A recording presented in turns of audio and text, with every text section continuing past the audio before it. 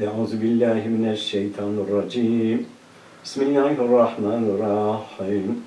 Elif, lam, mim. Zalikel kitabu la raybe fihi huden lil muttaqin.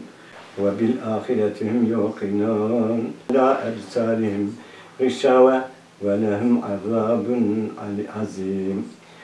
Subhane rabbike rabbil izzeti amma yasifun ve selamun alel murselin velhamdülillahi rabbil alemin. Amin. Rabbim özellikle dünyada zuhur eden bu koronavirüs musibetini İslam aleminin üzerinden Berat Kandili'nin yüzü hürmetine izale et, def et, bitir Allah'a bi hürmeti Taha Yasin, bi hürmeti sırrı suretil Fatiha tamam salat şerif. Allahu Ekber. Rahmanirrahim. Allahu Ekber. Allahu Ekber.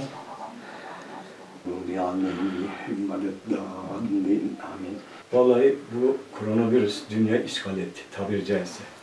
Bu koronavirüsten dolayı evde kal, evde hayat vardır minvali üzerine.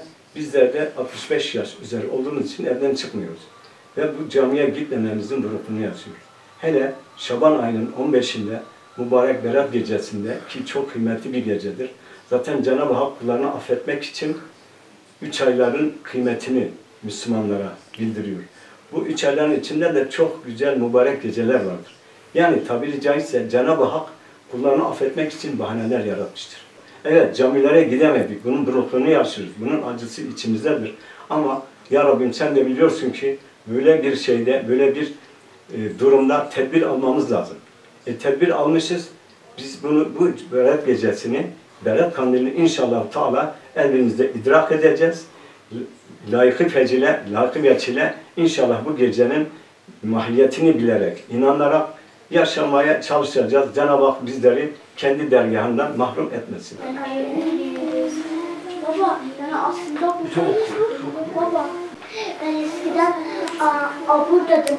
Yani orada değil mi?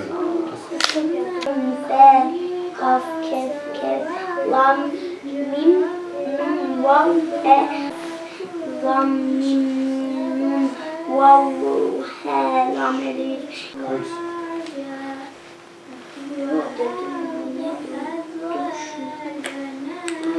Ana işte sabahleyin kalktığım zaman gece kalkıyorum ve namazımı kılıyorum. Ondan sonra Kur'an okuyorum. Onun yanı sıra hanım kalkıyor. Onunla beraber Kur'an okuyoruz. Ondan sonra namazımızı cemaatçe kılıyoruz. Ezan bitinceye kadar cemaatçe, ailece. Allahu Ekber.